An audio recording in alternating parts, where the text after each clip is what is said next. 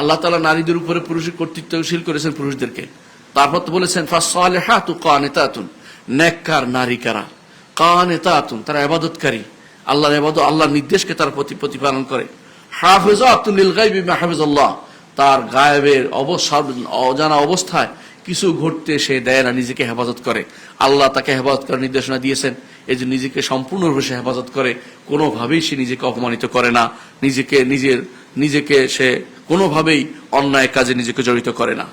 তারপর আল্লাহ তাআলা বলছেন দ্বিতীয় আরেকটা গোষ্ঠী থাকবে, সালেহাত কানিতাত।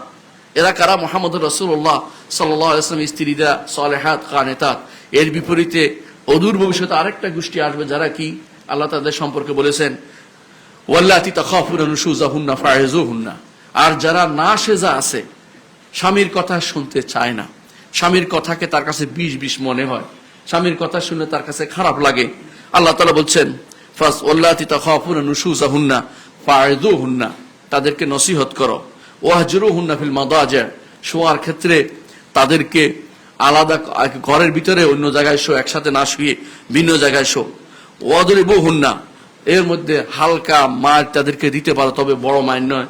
যেমন আমাদের মুফাসসিররা বলেন, যেমন মেসওয়াক দিয়ে, যাতে বোঝা যায় যে আমি তোমার উপর কর্তৃত্ববান। এর নয় যে তাকে মেরে ফেলা বা আঘাত করে এমন মার দেয়া যাতে বোঝা যায় যে তাকে মারার জন্য মারছে, এটা যেন না হয়।